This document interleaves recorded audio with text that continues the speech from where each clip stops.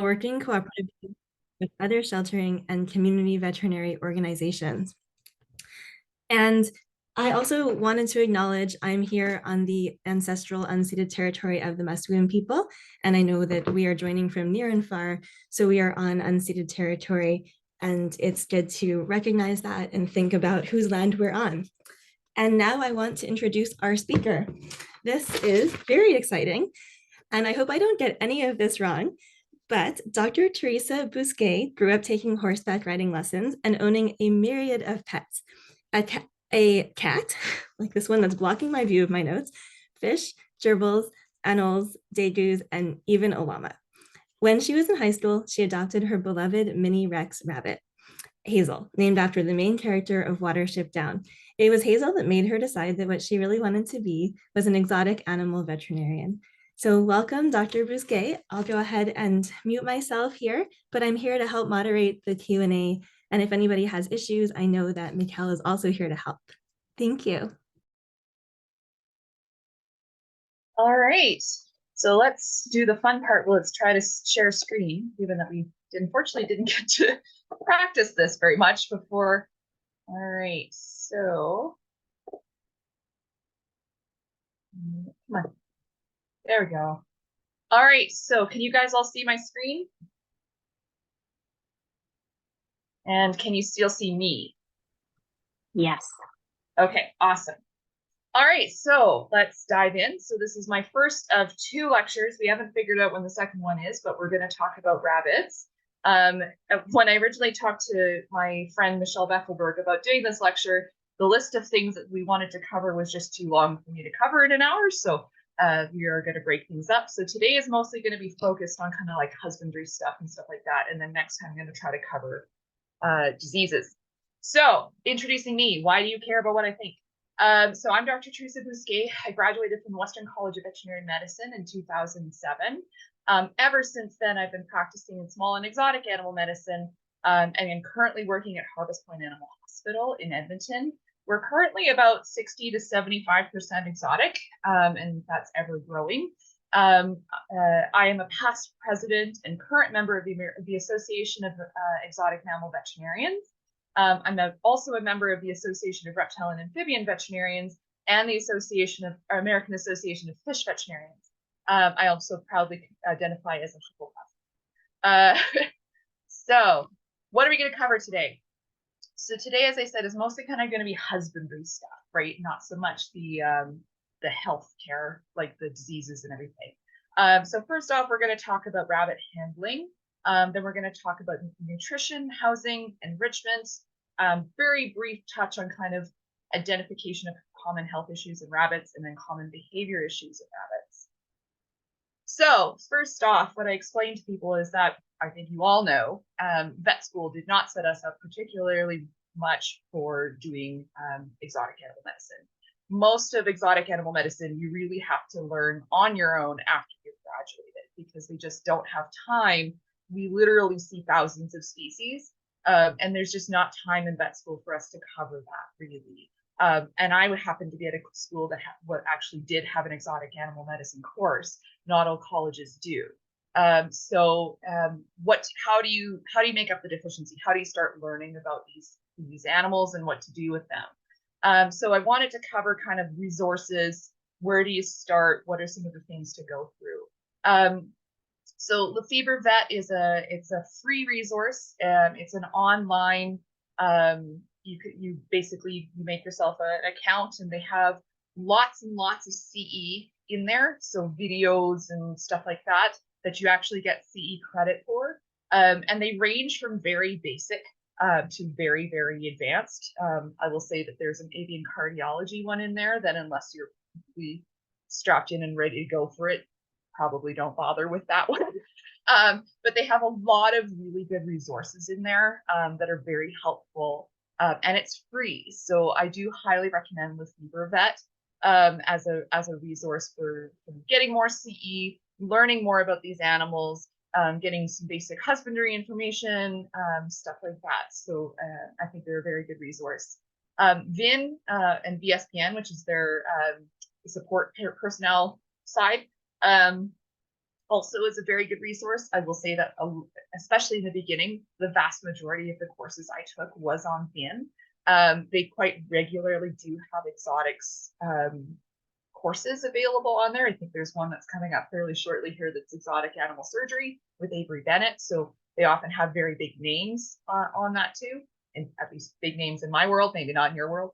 But they have very good courses. They also, both the Association of Exotic Mammal Veterinarians and the Association of Reptile and Amphibian Veterinarians quite regularly have rounds on there.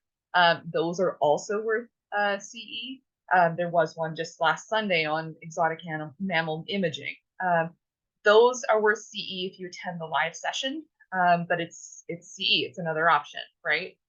So VIN, I do put a plug in for them. And then one that a lot of people probably haven't heard of, it's called the Webinar Vet. This is a British-based CE resource. Again, you can get an account for free. And there are lectures that you have to pay for to attend, but there's also free lectures on there quite regularly, mostly sponsored by Burgess, which is a food company in Britain. But they have quite a lot of actually fairly good lectures as well on there. So I do highly recommend it. And again, a lot of those are free. And then I have to, of course, put in a plug for the Association of Exotic Mammal Veterinarians. I tell people, if you're going to be a member of any one of those associations, I think we're the best one to be a member of. Part of the reason for that is our journal is actually all species. So it's not just exotic mammals, but it also there's also articles about reptile, amphibian, and avian in there as well. So if you can only be a member of one of them, then that's probably, I think that's the best one to be a member of. We also do have a fairly active Facebook group where people post cases and ask questions. So very good resource as well. Conferences, so VMX, which used to be NAVC for those of you who graduated a while ago, VMX actually has very good exotics courses. They have a reptile track, they have a mammal track, and they have an avian track, and they're all typically actually very good, usually taught by some of the big names again in my world. So actually that conference is a very good conference to learn about exotics. AEMV, of course, has our annual conference. iCare is the European conference. It's every other year. I believe it's actually taking place next year in Belgium. So that's an option. And then for kind of, buckle up and you're ready for it, ABVP, which is the American Board of Veterinary Practitioners. They're the specialization association for my world. They have an annual conference as well that, of course, has very good quality exotics courses.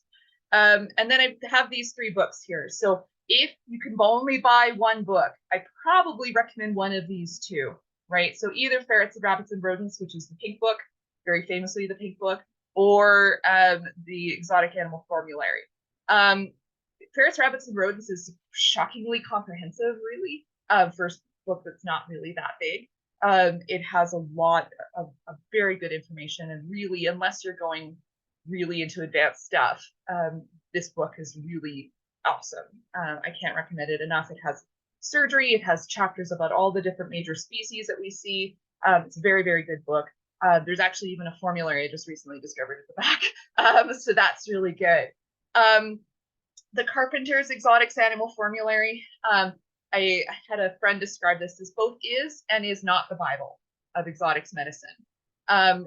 It is the Bible of exotics medicine in the sense that if you don't own this book, you probably shouldn't be doing it, right? Because you have nowhere to start as far as like what doses should I be using, what drugs should I be using. Each of these chapters also has like appendixes at the back that include things like normal values, things like that. So it is really a critically important book to our field. However, you also have to know what it is, right? This essentially is every drug that's ever mentioned in a publication ever gets in this book, right? And sometimes that's based on actual real evidence, right? PK studies, efficacy studies, some stuff like that. And sometimes if you dig into these things, it's held together with shoestrings and gum. So the 2 examples I give is they give in the chicken chapter, there's a dose for Plavomox of 125 milligrams per kilogram, or 125 milligrams period per chicken 3 times a day. But if you follow the citation as to where that came from, it goes to a VIN thread. So that's not evidence, right? That's somebody's anecdotal opinion. And actually now in the most recent version, underneath that, there's a study where they actually looked into this and say, like, does that dose work? Is it good? And they found that neither clavulin nor amoxicillin actually reached therapeutic levels in the bloodstream. So some of the doses in there are that, right? And then I'm currently going for my boards, and so I'm working through a really big case report about a hedgehog I've been dealing with. And the hedgehog doses for meloxicam are anecdotal. They're not actually supported by evidence. The one evidence we have is that 0.2 milligrams per kilogram once daily probably doesn't do it, right? So, you know, sometimes that's the reality of what it is, and sometimes we don't have a choice but to go with those doses. But just recognize that, don't just take these and think that, oh my gosh, if it's in this book, it's perfect, it's amazing, it's the best evidence that ever existed. A lot of them are not, right? So you just have to kind of understand what you're dealing with, and sometimes if you can follow through the references, look at the reference and see where did this dose come from, and make an educated decision based on that, right? Sometimes we don't have a choice, but you know, recognize what it is. And then if you have the budget for a third book, I do recommend this Clinical Veterinary Advisor, Birds and Exotic Pets. It actually is, again, surprisingly comprehensive. Like, obviously it doesn't cover everything, but it actually covers all the way out to invertebrates. So, you know, if the tarantula, you know, ends up in a seizure and shows up at your door and you're trying to figure out what the heck to do with a tarantula, it's actually in there. And they also cover fish. They cover all sorts of different species. And, you know, the articles that are in there actually are very, very good. So they have a really good article in there, for example, about hypothyroidism in guinea pigs. So do highly recommend that book if you have the budget to do it. All right, so moving on. So rabbit handling. So a big thing I tell people about rabbits is that we have to keep in mind that rabbits are a prey species, right? We're used to interacting with cats and dogs who are both predators, right? And predators and prey think very differently from each other. I own guinea pigs, and I tell people all the time that every single day my guinea pig is convinced that today might be the day she dies, right? And that's the reality of being a prey, right? Is that you have to constantly be on alert that something could happen to you, right? And so we have to be mindful of how we manage these kids, right? Because they genuinely believe today might be the day I die. And we have to be gentle, you know, and how we deal with them, right? Because also to them, we're predators, right? We have eyes on the front of our heads. So as far as they're concerned, we may eat them, right? So we have to be mindful. So when you're handling a rabbit, don't just go aggressively and swoop down on the rabbit and grab the rabbit, right? Because the rabbit's gonna be like, oh, now it's the time, right? So we have to be mindful of that. A lot of people really freak out, and I get all my students come in, they're all convinced the rabbits are gonna break their back. The reason why people are convinced of that is that, yes, rabbits do have extraordinarily powerful muscles in their back legs. So be aware of that. That said, I've been doing this for 16 years and I have yet to break a rabbit's back. So as long as you're careful and mindful about how you're handling them, it's pretty hard to do. Like, so I think it's a little bit overblown how freaked out people are about that. But they do have immensely powerful back legs, and you do have to have respect for those back legs. I'm sure I'm speaking to the choir here, preaching to the choir here, but never pick up a rabbit by its ears. That is not an appropriate way to handle a rabbit. The ears were never designed in any species to support the weight of that animal, right? If I picked you up by your ears, that would hurt a lot, right? And it would probably damage the cartilages of your ears, right?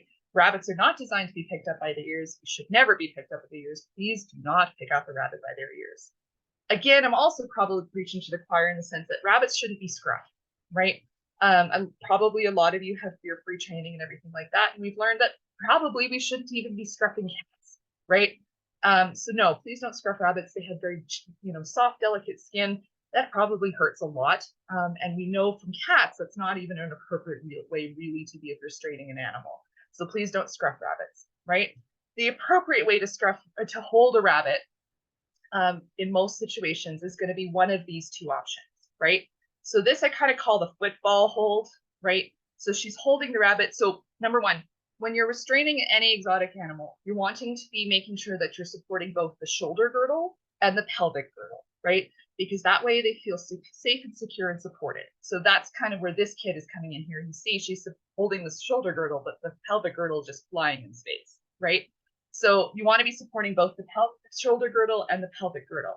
So you can see this rabbit, the head is tucked nicely into her elbow. This rabbit then can't see, right? And the rabbit is not getting all the input of, the crazy dog that's like, sitting in the kennel, staring at the dog, staring at the rabbit, that kind of thing. They feel actually fairly secure when you do this, right? The other thing is, again, she's supporting both the shoulder girdle and the pelvic girdle on her arm, right? And this is a fairly safe way of picking up and holding a rabbit, okay? I also point out that if this rabbit was to struggle and got out of her control, it's only going to fall, 3-4 feet, or 3 feet probably, I do not like when people hold rabbits like this, right? Pointing towards you, head up against your kind of shoulder area. If you think about this, right? Okay, even though both the shoulder girdle and the pelvic girdle is supported in this situation, if this rabbit struggles, where is it going? Right? Not good, right? I've had quite a lot of rabbits get seriously injured by owners restraining that way. It also hurts when they do that, right? Because they have fairly sharp nails and they'll scratch against your skin, right? So don't restrain a rabbit like that. So either football hold like this, or this is what apparently is called a C hold. My tech taught me that the other day. So the C hold, again, so the rabbit's back is supported against your chest, right? You're supporting both the shoulder girdle, and you can't see it in this picture, but her hand is, I guess in this picture you can see, hand is underneath the butt, right? So both the shoulder girdle and the pelvic girdle are supported, right? If this rabbit kicks, the legs are just going to go out in space. They're not going to hit anything. They're not going to scratch you. They're not going to scratch the rabbit. They're just going to fling out in space. So they're not going to hurt you. But the advantage of this hold, right, is that you have access to the mouth, you have access to the eyes, you have access to the feet. If you wanted to trim the nails, you can take a temperature from this hand hold. So this is also a fairly safe and secure way of holding a rabbit, right? So yeah, and it occurs to me that I didn't actually put doing the bunny burrito in this, so I'll probably include that in my next lecture, sorry. But yeah, so this is how you hold a rabbit, okay? Nutrition. So unlike Monty Python, despite what Monty Python says, rabbits are herbivores. So they're designed, my favorite bunny fact is the fact that rabbits, grasslands did not exist in the time of the dinosaurs. So grasslands evolved after the time of the dinosaurs. And when grasslands first appeared, it was this massive potential food source, right? Because grass, it reproduces very quickly and spreads out across large areas. But the problem with grass is the fact that grass contains silicates. And silicates are basically like sand, right? And so around that time, a whole lot of animals wanted to take advantage of this resource. But if you did eat the grass, then it would wear down your teeth very rapidly. And probably in about 2 years, you would have no teeth whatsoever and you die, right? So independent of each other, a number of different species all evolved the ability to make up for this and eat grass. So, the ruminants did it, the horses did it, rodents did it, and rabbits did it, all independent of each other, right? Because prior to that time, mammals had close-rooted teeth like cats and dogs. So all of those animals independently evolved continuously growing teeth to make up for that. They have a unique digestive system that's fairly comparable to like a horse. So they have a simple stomach, but they have this beautiful, wonderful cecum right here. And this is where all the magic happens, right? So they have their cecal fermenters, it ferments in here, and they produce droppings, specialized droppings that contain lots of volatile fatty acids, vitamins, all sorts of wonderful stuff that they didn't necessarily pick up further up in the GI tract. Concentrates all those things, and then they will re-ingest what is producing the cecum, right? And that's a unique, horses have that other animals of comparable size don't, right? They do engage in cecotrophy, so they ingest their own cecotrophs. So this is the normal, beautiful, wonderful rabbit poop that you normally see, nice and big and fat, right? This is normal rabbit poop, right? This you will almost never see. This is a cecotroph. Cecotroph, it looks kind of like a bunch of grapes covered in mucus. It has a very strong acidic smell to it. They're also soft. So one of the things I always tell people is that whenever you have a rabbit that presents to you with diarrhea, one of the first things you need to do is determine, is it actually diarrhea or is it this, right? Because most of the time it's actually going to be this, right? True diarrhea in rabbits is actually fairly rare. Most of the time what's actually happened is that they have not ingested their cecotrophs and it's become mashed on the floor, in their fur, on their feet, whatever, and people interpret that as diarrhea. So you have to sort of put your thinking caps on, smell it, look at it, ask the owners, have we seen this bunch of grapes covered in mucus? Because a lot of times diarrhea is actually a cecotroph that was eaten. And then you have to go through the detective work of, why didn't you eat your cecotroph, right? Are you in pain? Do you have, do your teeth hurt when you try to bend down to reach your cecotroph? Because they usually eat it directly out of the colon as it's coming out. Do you have, what's going on? Are you fat? Because I've had rabbits that are so obese they can't reach their cecotrophs. Various different things, but you have to differentiate those two, because people often misinterpret the cecotroph as actually being diarrhea. And then I tell people, really the most critical part to understanding a rabbit really is digestion, right? My favorite joke is that rabbits are basically gastrointestinal tracts with ears. So basically anything that happens to the rabbit affects the GI tract, right? And I'll cover this a little bit more in my next lecture, but GI stasis, which is the classic diagnosis that most people know about in rabbits, is almost never a primary condition. It's almost always secondary to something else, right? So it's not good enough to just say, oh, I've determined that this rabbit has GI stasis. I'm going to address the GI stasis. I'm done, right? You're not. You have to figure out why, right? You have to figure out, why did this happen? Why did this particular rabbit end up with this problem? Because most of the time it's not GI related, it's something else, right? I think that's most of what I wanted to talk about on this slide. So rabbit nutrition. So I told you about the evolution of grasslands. I told you about grasses and the importance of grasses. They had silicates in them. They had to evolve these continuously growing teeth so that they could continue to regrow their teeth as the silicates wore them down. What that means in captive terms is that we need to make sure that they have lots and lots and lots of grasses so that their teeth continue to wear down, right? And in reality, that ends up being hay, right? Which is basically dry grasses, right? So the vast majority of rabbits' diet should be hay, all the time hay, all the hay, right? When they're babies, they can have legume hay, so alfalfa hay. When they're adults, though, we want them to be on a grass hay. So like your timothies, your oat hay, botanical hay, orchard grass, that kind of hay. The reason for that is because, legume hays, they're very high in calcium and they're very high in protein, okay? Those are great things when you're a growing baby, right? They're not such great things when you're an adult, right? When you're an adult, you take the protein, you make it into fat, right? And you take that calcium and excrete it through the urinary system, right? There's debate about the role of ingested calcium in the formation of sludge and stones in rabbits, but we certainly don't want to poke the bear. So we don't recommend legume hays once they're over 6 months. With hays, you want the good quality hay, right? We don't want crappy hay.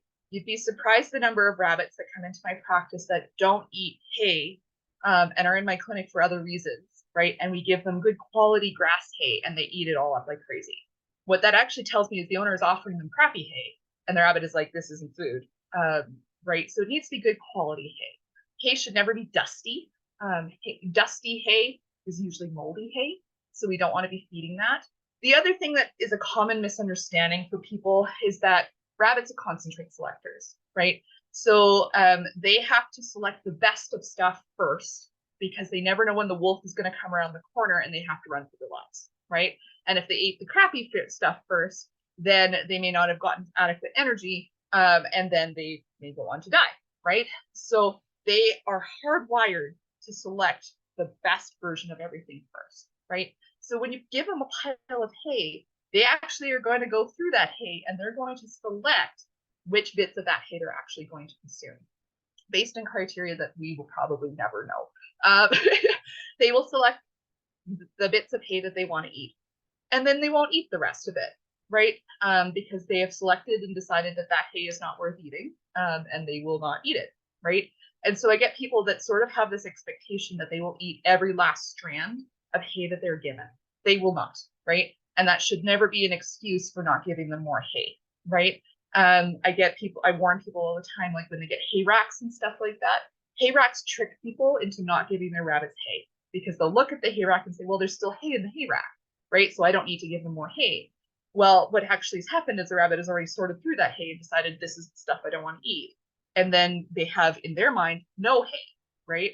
And the owner just keeps looking at this hay rack thinking, well, the hay rack's full, so, you know, the rabbit's fine, right? So you need to make sure you're giving fresh hay on a very regular basis, at least twice daily. So we want to make sure that they have good quality hay.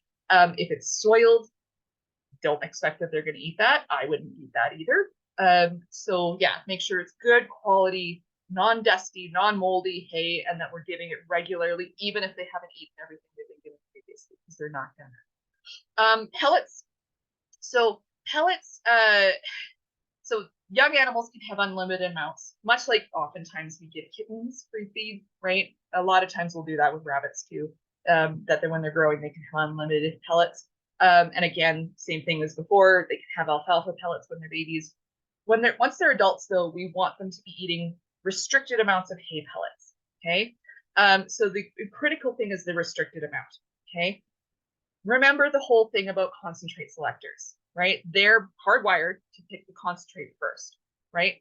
Now, what that means is they're going to select the pellets first, because pellets are highly concentrated nutrition. They're sweet, so they will select pellets first. The problem with that is twofold. One is, I tell people, keep in mind that pellets were originally designed for meat rabbits. The goal with meat rabbits is that they get fat fast and then we eat them, right? That is obviously not the goal for our companion pet rabbits, right? The other thing with pellets, they've studied this, is they have very different jaw movements when they're eating pellets versus when they're eating hay. When they're eating pellets, it's just an up and down motion, right? When they're eating hay, there's a long grinding side to side motion of the teeth relative to each other. You can imagine which of those two jaw motions wears down the teeth better, right? So we need to be careful, because if we give them as much hay pellets as they want, they're going to always pick pellets first, right? And they're not going to eat the hay, right? And so they're going to get fat. They're not going to be wearing down their teeth, and they can have all sorts of problems. So they need to be on restricted amounts of pellets. And I honestly tell people, there are rabbits in my practice that I take off pellets entirely, right? So, you know, it's not an absolute critical part of their nutrition once they're an adult. Burgess did fund a study in looking into pellets. They did a study where they compared eating hay and what they called nuggets, which is what we would call pellets, hay and muesli, which is this basically gourmet pellets, and muesli only. What they found was that when they're eating muesli only, or even hay and muesli, they are significantly more prone to being obese. They're significantly more prone to having nutritional problems, right? Not having deficiencies and stuff like that. And they're significantly more prone to a number of different diseases, right? So basically the upshot of that is you should not be ever feeding them muesli, what they call muesli, what we would call gourmet pellets, because they're an unbalanced diet. They're high in fat, they're high in sugar, they're not appropriate for rabbits. The other upshot of that study was they did note that in young animals, they were not able to maintain a young animal on a hay-only diet. So young animals should probably have the pellet supplementation, but once they're adults, it's perfectly reasonable in certain circumstances to maintain them without pellets at all, right? Okay, moving on. Veggies. So my recommendation for veggies is different than some. I'd say 2 to 4 cups per day, okay? There are a lot of people who recommend less than that. I feel very happy and comfortable with 2 to 4 cups a day. That gives them lots of enrichment. It gives them lots of water into their GI tract and helps things move through. However, we need to be discussing what those veggies are. Primarily, we want those veggies to be leafy greens, right? Because that more mirrors what they eat in the wild, right? Is leafy greens. I don't recommend anything that causes gas in people. So I don't feed broccoli, I don't feed cauliflower, I don't feed Brussels sprouts, any of that kind of stuff, because rabbits are physically incapable of burping. So I don't feed anything that causes gas in people. Obviously, I also don't feed things that are potentially toxic, like onions, that kind of thing. So primarily leafy greens. In a rabbit that is okay body condition, I'm okay with them having some carrot. But once they're overweight, I don't recommend carrots because carrots are starchy and they tend to promote obesity. I'm also mean. I don't do fruit. I tell people, if you're going to feed fruit, I want you to feed a dime-sized piece every single day or not at all, right? The reason for that is because rabbits are weird in a lot of different ways. One of the ways that rabbits are weird is that when they get a hold of simple sugars and carbohydrates, there's actually a hormone that's released that tells the gut to slow down. So by feeding fruit, you're effectively telling the gut to slow down, right? So that's not good. Fruits are very high in sugar, so that can also promote obesity, so that's not good either. And then finally, I tell people the bacteria that live in their gastrointestinal tract are designed to get small amounts of nutrients out of a relatively crappy food source, right? And so when you give them a simple food source like sugars, they can overgrow and they can cause problems, right? So I personally don't feed fruit. I tell people if you're going to feed fruit, feed a dime-sized piece every day so the gut gets a chance to get used to that, or not at all. Things to avoid. So one of my soapboxes for exotic animal medicine is be aware that just because something is made for a rabbit or a guinea pig or whatever does not actually mean that it's safe for them. There are a lot of things that are on the market that are horrendously inappropriate, but because there's no regulation of this market, people, they still sell it, right? So things like, yogurt drops, right? The muesli. I've seen corn on the cob sold for rabbits. All of those are really inappropriate for rabbits. They're too high in sugar, too high in carbohydrates. They can cause GI slowdown. Rabbits are not granivores. They're not meant to be eating seeds, so that can lead to problems with their teeth. And I've actually seen rabbits that were fed diets with seeds in them that actually choked on them and died. So I don't recommend any of those things if they're not safe. They're not appropriate. I don't recommend them. Obviously, cookies and bread, those are not natural parts of a rabbit's diet. And I told you already, the hard carbohydrate things. So those things are going to promote both obesity, but they're also going to slow down the gut, right? So please don't feed those things. Just because it's marketed for a rabbit doesn't mean it's appropriate for a rabbit. I usually recommend, for treats, I usually recommend the oxbow line of cookies. I will say oxbow doesn't pay me to say that. I recommend the oxbow line of cookies. Those are typically very safe. I like them. They're not high in sugar or anything like that. But yeah, so we want to be avoiding those kinds of things. Housing. So the bigger the better is basically what my big stance was on this. The biggest enclosure you can accommodate is the right. A 4x2 is given as the bare minimum. I will say that's roughly equivalent to you living in your bathroom. So that's not really very appropriate. The only time that's really appropriate is if you have a free run rabbit that spends 99% of their time running around and only spends, the night sleeping in their bathroom, essentially, right? So 4x2 is not an appropriate size for something that's going to be in it all the time, right? There are a lot of very creative housing options for rabbits. So I've included pictures of some of the various different things I found online here.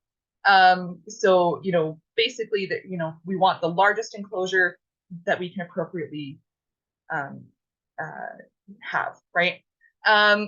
Obviously they should have free access to indoor rabbit proofed area. Rabbits are very good at getting into things that they're not supposed to, so you'll have to kind of inspect things and make sure that you can prevent them from getting into things you don't want. And if they do get into something you don't want, don't smack the rabbit, smack yourself on the head because it was your fault. You should have made sure that they couldn't access that, right? So, if they chew on your phone cord, I guess most people don't have phone cords anymore. If they chew on your iPhone charger, that was your fault. You need to make sure that they don't have access to that in future. And that you've done appropriate rabbit proofing. They can be outside in a predator-proof run and have outdoor time there. I don't think it's appropriate for rabbits to be housed outdoors all the time. The reason for that is a couple different things. One is the rabbits we keep in captivity are European rabbits. They're not designed to deal with real winter like what we have here in Alberta. So they're not designed to live in -40 weather. That's not appropriate, right? They can't, right? The other reason is actually kind of more of the out of sight, out of mind problem. I've had a lot of rabbits that were kept outdoors that came to me. Most of them, my fly strike cases, are rabbits that were housed outdoors. Something happened. They ended up with, not eating their cecotrophs, or, in the rare case, having true diarrhea. They're covered in diarrhea, and then flies land on them, lay eggs, and then we've got maggots crawling through the rabbit. You can imagine that this often does not have a positive outcome. So I don't like having rabbits outdoors all the time, because I want people to be looking at their rabbit on a regular basis and seeing, yes, my rabbit's okay. My rabbit is not covered in feces. My rabbit is moving around happy, all that kind of stuff. And if they're outdoors, unfortunately, people just don't. And it's just the reality of it is most people don't look at them, right? So it's okay for them to have outdoor access. You do have to make sure that wherever they have outdoor access to, that predators can't get at them, right? Because there's a lot of predators in the city, right? So dogs wandering around, cats. I've had various birds of prey sitting in my backyard, looking down at my guinea pigs, thinking, "Oh, that's pretty delicious." You have to make sure that you're either supervising them or it's predator proof, so that the bird of prey even can't get it, because if they're outdoors, there potentially that kind of thing can happen. They should be on a solid surface. Rabbits do not have paw pads like cats and dogs do. They bear weight kind of mostly on their nails, but then on their back feet, they actually bear weight on the point of their hock. And so when they're on a wire bottom cage, that puts abnormal pressure on those different spots and predisposes them to having problems like bumblefoot and that kind of thing. So they should not be on a wire bottom cage. I wouldn't want to be sitting on a wire bottom cage all the time either. So they should not be on a wire bottom cage. Should ideally be spot cleaned daily and fully cleaned weekly. Substrate. So again, getting back to just because it's marketed for exotic mammals doesn't mean it's safe. I don't recommend either pine or cedar bedding. Both of them give off what's called an aromatic hydrocarbon, which is a molecule of carbon that's very stable and it's toxic. That's what gives them their smell. And that can lead to problems, both injury to the respiratory tract, but also to the liver. And you can imagine how overwhelming it would be constantly sitting on something that smelled that strongly.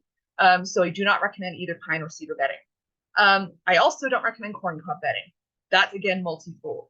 One is that there's been some informal studies where people took corncob bedding and grew it, and grew all sorts of horrible funguses off of that corncob bedding.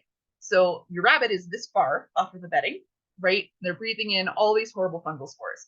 And so that's not good for them. They should not be doing that. The other reason, I've had rabbits ingest it, and I've had rabbits have lethal obstructions eating corncob bedding, right? So just like the dog that eats the corncob and ends up with a foreign body, rabbits can eat the corncob bedding and end up with a foreign body obstruction, right? So we don't want to be using corncob bedding either. I typically recommend either recycled paper bedding, so you're like your Fresh and Comfy, your Carefresh or similar. Aspen shavings are fine. I tend more towards the towels and the blankets and the fleece and that kind of stuff. The big thing with those is that you do have to make sure that you're inspecting them on a regular basis and making sure there's not little strings hanging off of them, because if that gets wrapped around a paw or a foot or something like that, that can be problematic. And they're not going to tell, they're prey species, they're going to hide it. They're not going to tell you, gee, I have this thing wrapped around my paw that hurts, until the foot is rotting and all of a sudden now we have to do an amputation, right? So we need to be inspecting those on a regular basis to make sure that there's not hanging strings that can cause problems. And then rabbits are litter trainable. A lot of people know that. Oddball thing about rabbits really like to eat hay when they're sitting in their litter box. So a lot of times we attract rabbits to their litter box by having hay. You'll notice that this kid in the middle here has hay over top of her litter box. So that's very common. Rabbits like that. It's just a rabbity thing. But yeah, they can be litter trained. And I usually use either like because it's not yesterday's news anymore, but that sort of idea of the classic newspaper bedding, or really any of the other, the recycled paper, Aspen, those are all fine for a litter box. Enrichment. Sorry. All right. So enrichment. So a lot of you probably have gone through this kind of training. So there's multiple types of enrichment, right? There are categories. So there's social enrichment. So most rabbits, and I'll say most, like the company of a bunny buddy. They're a social species. In the wild, they typically live in large warrens with lots and lots of rabbits. If you've ever read Watership Down, they live in a warren with many other rabbits. So they're naturally a social species. So they do prefer to be, most of them prefer to be with another rabbit. I do, however, always use the example of Coraline. Very early in my practice years, I met Coraline, and Coraline was a spayed female rabbit. And I talked to Coraline's owner and said, "Oh, by the way, just so you know, most rabbits prefer to have a bunny buddy." So Coraline's owner is like, "Okay, cool." So she goes out to the shelter, she adopts the second rabbit, and Coraline beat the living crap out of her. So she ended up going back to the shelter and she bought a new friend, two more rabbits, one to be friends with Coraline, one to be friends with Betty, who had been beaten up by Coraline. Coraline again beat the living crap of the other rabbit. And so the owner did eventually manage to incorporate Coraline with her group of rabbits, but it was to the point where when Coraline came to the vet, she had to come with a friend, because if even in the time of coming to the vet and going home, she would forget that she was friends with these other rabbits and she would beat the living crap out of them. So Coraline's the one rabbit that probably would have been fine as an individual rabbit without other rabbits around her. But most rabbits prefer to be with a bunny buddy. The House Rabbit Society has a fairly good description of how you introduce rabbits to each other. I always tell people, give the example of, we make decisions for our pets that they may or may not have made on their own. I tell people, if you needed a roommate, and I thought my friend Sally would be a great roommate for you, and I took you to a coffee shop and introduced you to Sally, and you thought, gee, Sally's a nice person, I can live with Sally. Cool. But if I break into your house, move Sally into your house in the middle of the night, and then you wake up and there's Sally, you're going to think Sally sucks, right? And that's what we do to a lot of animals, is we without their consent and without really any kind of proper introduction, we just bring other animals into the house that they may or may not have thought was a good idea. Right. So we have to make sure that we're not just throwing them together. We have to actually go through the process of carefully introducing them to each other after an appropriate quarantine period, rather than just throwing them together and expecting that things are going to go magically better. Right. Typically, we recommend opposite sex pairs tend to go the best. Obviously, we want to have them spayed or neutered in that situation, because spayed and neutered in that situation, because we don't want to make babies. We also don't want to be having a neutered male with a spayed female, or a neutered male with an unspayed female, but the male's just recently been neutered, because he can have swimmers in his system for like six weeks or so. So we have to be mindful of how we do that in that particular pairing. But usually opposite sex pairing most of the time goes better.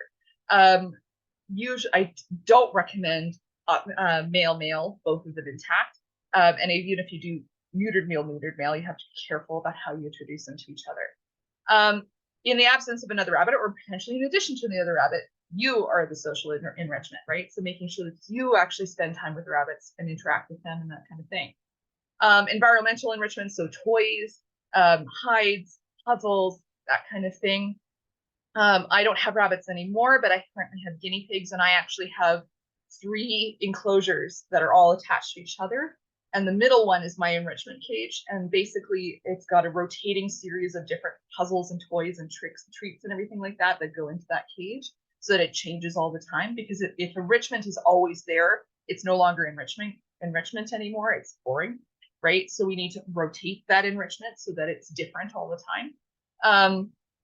Behavioral enrichment, so training, clicker training, that kind of stuff. Believe it or not, a lot of rabbits can do that. I also use guinea pigs as my example, because guinea pigs are my personal favorite. There's a wonderful Facebook group called Ace's Amazing Tricks, and it's this person who has guinea pigs, and she clicker trains them to do various different behaviors, and her first one was Ace. So yeah, they can learn these things. Nutritional enrichment, so offering different foods, new foods in different ways. I have a skewer in my enclosure that I can skewer a cucumber on there. Sometimes I skewer several cucumbers horizontally. Sometimes I do it vertically, so they have to work really hard to get the cucumber.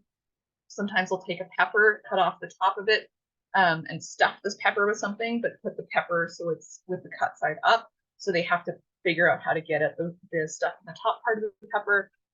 Sometimes it's even as simple as I lay the carrot greens on top of the cage, and they have to pull it through to get access to it. So presenting food in new ways. Back to the soapbox, right? Just because something's made for rabbits doesn't mean it's safe for rabbits. I don't know why, but loofah, for some reason, is extremely popular in exotic mammal toys. It's a horrendously inappropriate thing to be used for made for exotics toys. So I really don't understand why it became so popular, but a lot of toys contain loofah. The problem with loofah is not digestible. So you give them a chew toy that's made of a thing that's going to break apart, that if it gets into their gastrointestinal tract, it's not going to break down and it's going to cause an obstruction. Why anybody thought this was a good idea, I'm not really sure, but loofah toys are horrible. If you have loofah, throw it away, please. The other one I talk about is hay balls. I will admit, I used to have hay balls. I used to think that they were a pretty cool idea, right? Because it was a way of presenting hay in a different way, right? The problem with hay balls I learned is that so if you've ever seen a hay ball, there's a section of the hay ball that doesn't have a bar, right? And that's intended to be where you stuff the stuff into the hay ball. Unfortunately, that's exactly the right size for a guinea pig and then some small rabbits to get their head through, as this poor kid is demonstrating right here, right? And there have been lethal cases where basically they hung themselves sticking their head into a hay ball. So please don't use hay balls. Please, whenever you look at a toy, go through in your mind, like, what could they break off? What could they ingest? Is this safe, right? Because the pet stores aren't doing that stuff for you. You have to do that, right? Because they'll sell all sorts of stuff, and as long as it sells, they'll keep providing it, whether or not it's safe, okay? Oh, can I go back? Oh, yes, okay. So I, again, plug for Oxbow. I don't work for Oxbow. I've gone through, though, the Oxbow Enriched Lifeline. I love. Just about everything in that line is I would consider safe, right? So generally it's pretty hard to go wrong if you're buying stuff from the Oxbow Enriched Lifeline. You can buy it off of WDDC, some of it. You can also order it off Amazon, that kind of stuff. So generally, and this is the stuff in the bottom right corner here, this is all from the Oxbow Enriched Lifeline. There are also other options. So you see up here, right? This is a commercially available grass hut. That would be perfectly fine. You'd have to throw it away after it gets really soiled down here. Sometimes baby toys like stacking cups and stuff like that can be appropriate because it's designed for the baby not to choke and die on it. So usually those are pretty safe. A lot of times plastic keys, so they can pick up and throw, that kind of stuff. So there are toys out there that are safe and appropriate, but you have to make sure that you are looking at them thinking critically about, is this actually okay or not? Common health issues. So this is a very brief moment where I'm going to talk about health issues. So as I've said many times before, but I'm going to say again right now, rabbits are a prey species.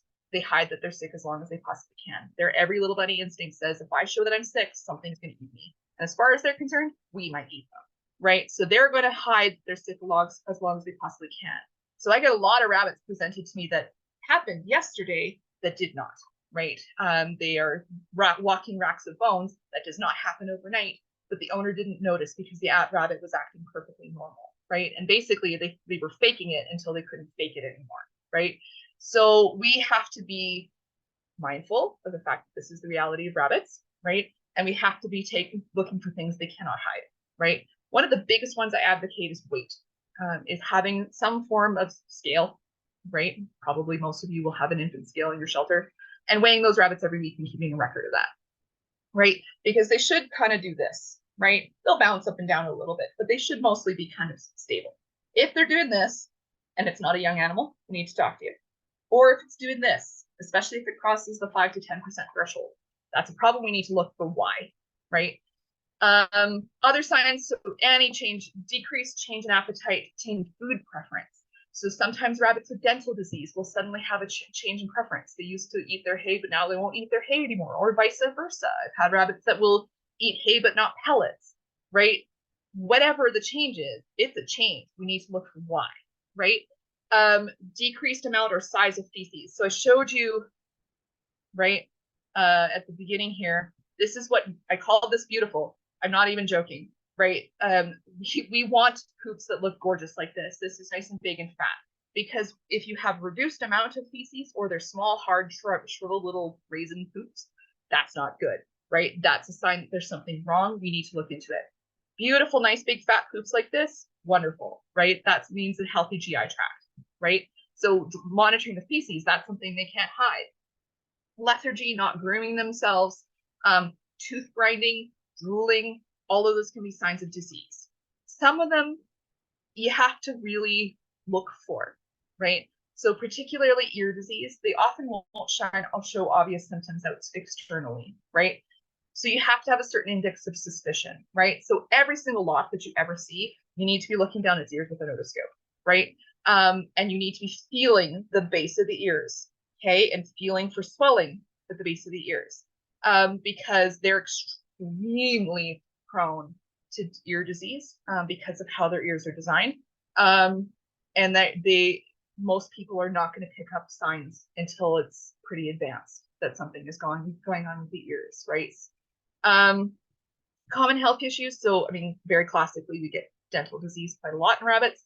Ear infections I mentioned. So, lop rabbits are very prone to ear disease. Rapid gastrointestinal stasis syndrome. I hate the term hairballs because it's completely a lay term, and hair really has very little to do with it, but hairballs. Pasteurlosis, which is snuffles. Very common. Pretty much all rabbits have it unless they've been C-sectioned for laboratory purposes. Most of our pet rabbits have not been, so almost all of them have pasteurlosis. Head tilt, which can be caused by either infections in the inner ear or echinoculi. Bladder sludge and stone. So this kid down here has a bladder stone. And then uterine adenocarcinoma. So female rabbits need to be spayed, right? About 75% of them will go on to develop uterine cancer if you don't. So female rabbits really, really need to be spayed because, again, prey species, by the time that they are telling you, gee, I don't feel good, I have uterine cancer, it's too late, right? We need to be spaying rabbits. I think a lot of shelters are doing that now, but we need to be spaying rabbits because 75% of them will go on to develop uterine cancer if you don't. And then urine scalding is kind of a multifactorial problem, but urine scalding is relatively common. Behavior problems. Most of these are people problems. You screwed up and therefore things are going on. Failure to use the litter box is probably the exception. A lot of times failure to use the litter box, much like in a cat, is a sign that something is wrong, right? So I have pain and therefore don't want to jump in and out of my litter box, or posturing within my litter box hurts for some reason.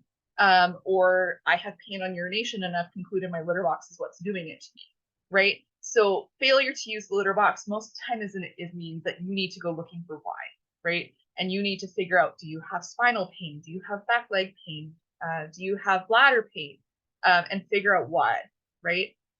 Aggression, again, that can most of the time when I talk to people and they've told me that, oh, I used to have a rabbit, it was really mean. Most of the time it was an unspayed female rabbit. Most people don't, because in other species, usually it's the male that's territorial, it sort of surprises people, but in rabbits, it's females that are territorial. They will chase you, they will stomp at you, they will do all sorts of things because they're being territorial. Again, they should be spayed, right? And that reduces a lot of that behavior. But yeah, aggression, most of that tends to be an unspayed female rabbit. Digging, destructive chewing, that kind of thing, again, that's mostly you made a mistake, right? You allowed the rabbit to have access to something they shouldn't have had access to. So these rabbits sitting in the middle that have chewed open, the wire of whatever this thing is, that was that person's fault, right? They should have covered that with wire loom or lifted it so it was not within rabbit reach or something, right? That was not the rabbit's fault, that was the person's fault. Similarly, really, I think this rabbit here who's pulling up the carpet, he either needs to not have access to that carpet, or he needs to have lots and lots and lots of chew toys and treats and everything like that so that he's not interested in doing stuff to the carpet, but probably shouldn't have access to that carpet, right? So most of that, I think, really is a people problem, not a rabbit problem, but those are some of the ones I talked about. All right. Sorry.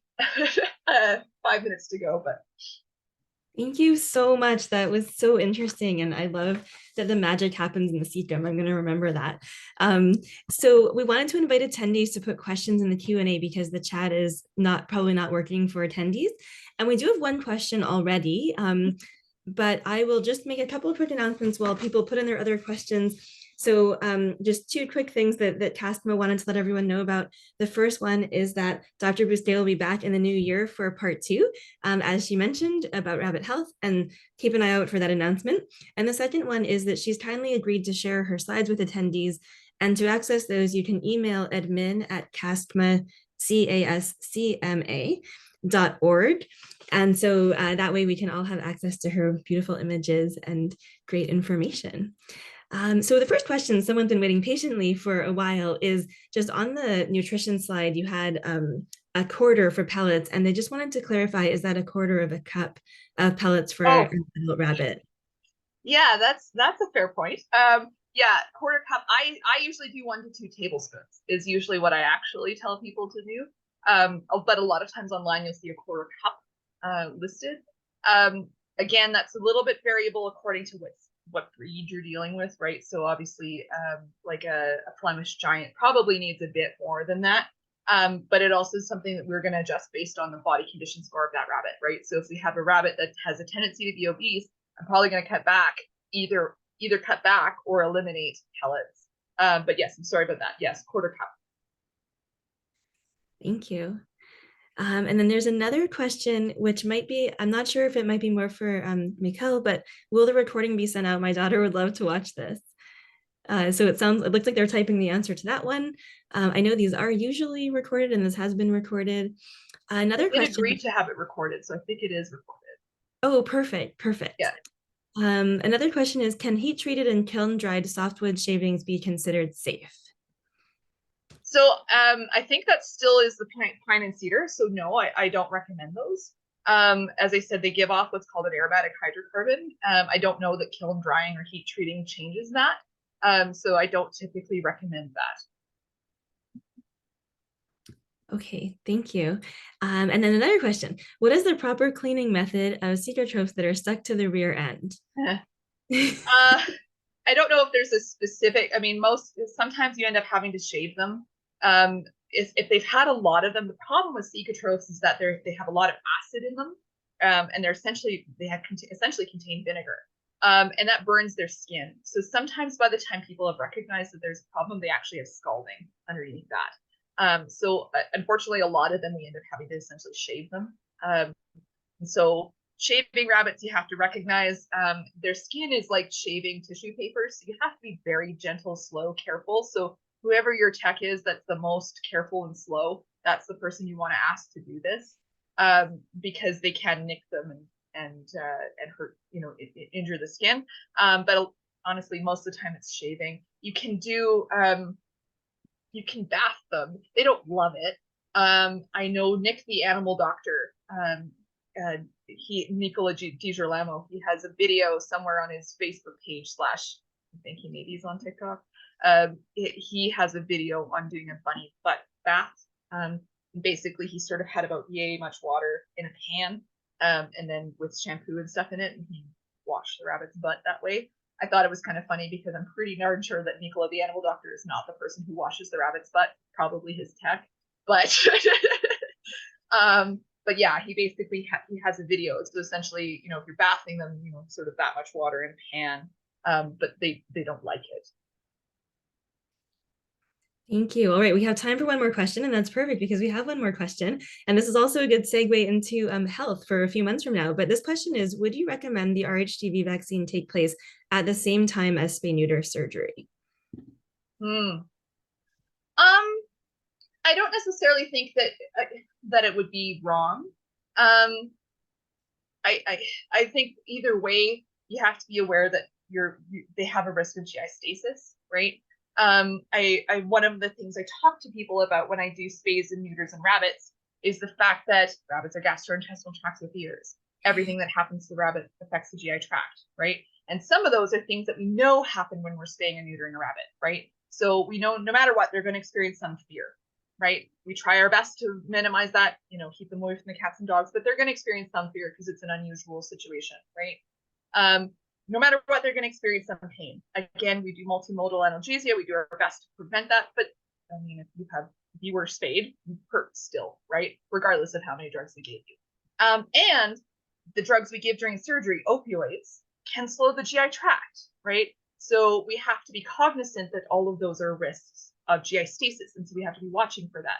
And similarly, RHD vaccination is a risk of GI stasis, right? They can experience some soreness, of, just like when you have the flu shot, you can be sore at the site, you can be a little bit lethargic for 24 or 48 hours, and because you're a rabbit, you therefore develop GI stasis.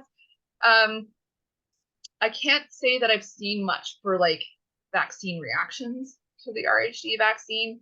But I mean, technically, if you can separate them out, it may be better just so that you can differentiate reaction to the anesthesia event from reaction to the vaccine, right? But I don't know that specifically if it really came down to it and you're in a situation where it's like, it's either at the same time as spay and neuter or it's nothing. Okay, then, you're probably going to get away with it most of the time. But if you have the ability to split them out, it's probably better, just because then you can monitor them a little bit more accurately and know what you're addressing, right? That makes sense. Okay, I think we are out of time for questions. And there is one more question, and I don't know, Michael, can we do one more question? I know people are kind of having to jump off the call. Yeah, I'm happy to stick around. But I don't sure, one more question and then we'll finish on up. Okay, so the last question is, where is the best place to check on Canadian cases of RHGV? Oh, that I'm actually not completely sure. I think the CFIA is sort of maybe kind of doing it. But the problem with it is, unfortunately, at the moment, it's actually not considered a reportable disease. So they don't necessarily, or it's not I think it's a lab reportable disease, but it's not a community report. I don't remember what the categories are. But it's not considered a reportable disease, which I think is stupid. But apparently they only consider things a reportable disease when it's really financially significant, right? And because pet rabbits, they don't consider that to be like financially significant in the sense of agriculture. They don't really care. So I think it's like lab reportable, but not actually, if you show up and there's a whole bunch of rabbits that you think probably died of RHD, you have actually no responsibility whatsoever to report it. So unfortunately, it's a very flawed system right now, because of that. I don't know that there's a specific place I can direct you. As I said, I think the most recent case that I heard of, the CFIA told us that happened, but it wasn't officially announced in any capacity. So yeah. Yeah, I have found that the Canadian Animal Health Surveillance System, Companion Animal Network, puts out alerts about RHGV. So if you follow them, that could be helpful. And sometimes the provincial like vets will, especially if it's the first case or two. But yeah, I have also not found any consistent source of information and have done a fair bit of RHGV in Canada. So it's tough. Yeah, in Alberta, Calgary, even an exotic pet clinic, they would announce these on their Facebook page. But the last time it happened, some guy like lost his mind and freaked out because he thought it was all part of some conspiracy to prevent rabbit shows from happening. And we're like, dude, we really don't care about rabbit shows. Like we don't want to be, this is not a conspiracy. You're crazy. And so I don't know if they still do that because this guy was like threatening their clinic and harassing their clinic and all that kind of stuff. So, but Calgary, even an exotic pet hospital, used to announce them for Alberta. Wow. Oh my goodness. I hate to end on that note, but I think I feel like we're supposed to end here. So thank you again so much. And I think that Mikhail was going to make sure that everyone had the information to view the recording and to get the slides even after the fact. So we apologize for the slight technical difficulties that we had, and thank you to everyone who was able to attend today.